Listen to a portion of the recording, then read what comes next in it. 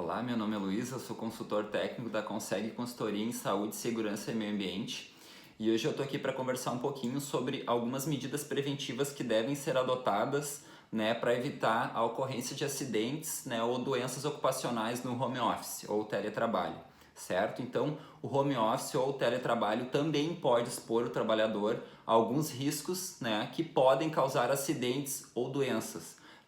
Dentre esses riscos, os principais que a gente pode citar aqui são os riscos ergonômicos e os riscos de acidentes. Em relação aos riscos ergonômicos, é importante a gente certificar de que o ambiente vai gerar conforto para o trabalhador, que ele vai conseguir trabalhar de uma forma confortável, tá? Então, tanto o ambiente quanto o posto e quanto a postura do trabalhador devem ser adequados, para que ele não se sobrecarregue. Ele não sobrecarrega a sua estrutura osteomuscular, não sobrecarrega a sua visão e não sobrecarregue também a sua atividade intelectual, tá? Então, em relação ao posto, especificamente ao mobiliário, a cadeira usada pelo trabalhador, ela deve proporcionar apoio tanto para as costas, quanto para os braços e quanto para os pés. Ou seja, o trabalhador ele deve conseguir trabalhar com os pés apoiados no chão. Se a cadeira não tiver regulagem de altura, e o trabalhador não conseguir apoiar os pés no chão, então é importante que se tenha um apoio para os pés. Porque se o trabalhador não trabalha apoiado, tanto costas, braços e pernas e pés, ele precisa ficar se equilibrando constantemente em cima da cadeira. E esse equilíbrio gera uma contração excessiva da sua musculatura, principalmente das costas, do abdômen e das pernas. E isso vai causar uma fadiga durante o dia nesse trabalhador, tá? Em relação à mesa, ela deve ser possível que o trabalhador consiga colocar suas pernas sob ela. Se ele não conseguir colocar as pernas embaixo da mesa, ele vai precisar trabalhar com o tronco em rotação ou então com as pernas afastadas e o tronco debruçado sobre a mesa. Isso também pode causar danos, principalmente à coluna desse trabalhador, tá? Em relação ao posicionamento do monitor, ele deve ser colocado diretamente à frente, ele a uma altura que o pescoço fique o mais neutro possível, não pode ser muito elevado ou então muito abaixo do nível dos olhos do trabalhador. E a distância é em torno de 1 metro. Então, mais ou menos, o nosso braço estendido em relação ao computador seria uma distância ideal. Se ficar muito próximo ou muito distante, o trabalhador vai forçar a visão. E isso pode causar uma fadiga ocular que pode gerar dor nos olhos, dor de cabeça, visão turva ou embaçada, tá?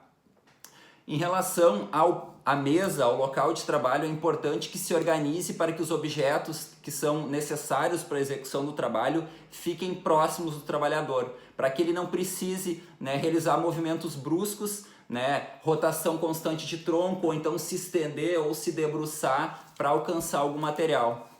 Se ele não alcançar o material, o ideal é que ele se levante para buscar esse material para executar a sua atividade, ok? Em relação ao ambiente, é importante a gente certificar de que ele não tem ruído excessivo e a iluminação seja adequada. Então, em relação ao ruído, o ideal é que fiquem até 65 decibéis, para questões ergonômicas. O ruído acima disso pode atrapalhar a atividade intelectual desse trabalhador. E iluminação adequada a gente entende como não sendo deficiente ou então não sendo excessiva, certo? Durante o dia, o trabalhador deve se organizar para fazer pausas, pelo menos uma vez por hora fazer uma pausa de mais ou menos uns 10 minutos.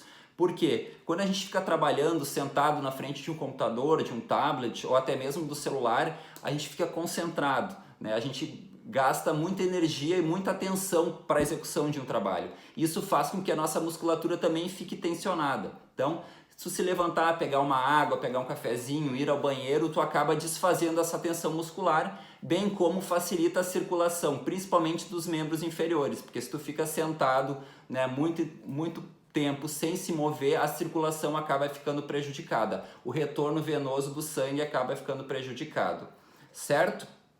É importante também planejar a rotina de trabalho diária. Para quê? para evitar que o trabalho não precise ser executado, né, em dias ou em horários que são ordinariamente destinados ao descanso ou ao lazer. Então, se programar para trabalhar dentro de horas que não comprometam o lazer ou então o descanso, ok? Os riscos ergonômicos, eles podem provocar sintomas no corpo trabalhador, porque são respostas que o corpo vai dar para alguma agressão que ele está sofrendo. Então, dores de cabeça, né, dores no pescoço, principalmente na região cervical, dor nos olhos, insônia, né, dor nas pernas, dor nos braços, no pulso, podem estar relacionadas a uma falta de ergonomia no posto de trabalho. Então, se tu está apresentando algum tipo de sintoma, né, relacionado a esses que eu citei, né, procure o departamento pessoal da tua empresa, né, para que seja encaminhado um atendimento médico para investigar as causas desses sintomas, ok? Além dos riscos ergonômicos, conforme eu falei, também o trabalhador pode estar exposto a riscos de acidentes, né, no seu domicílio, na execução do seu trabalho em domicílio. Né? Os principais riscos de acidentes que podem ocorrer na casa do trabalhador são quedas, né? Então queda por um piso escorregadio, o uso de um sapato inadequado, ou até mesmo subir ou descer uma escada sem segurar no corrimão, lesões causadas por movimentos bruscos, né? Então rotação de troncos, extensão, flexão de tronco para alcançar algum material, o trabalhador pode realizar esse movimento brusco e acabar lesionando principalmente as costas. E também choques elétricos, pelo uso, né, de instalações elétricas, né, extensão que não está em boas condições, um plug, ou então o uso de T's, que muitas vezes acabam colocando um T sobre o outro, né, os adaptadores, que muitas vezes pode causar uma sobrecarga, né, da instalação e pode causar um choque, né, ao trabalhador tocar essa estrutura.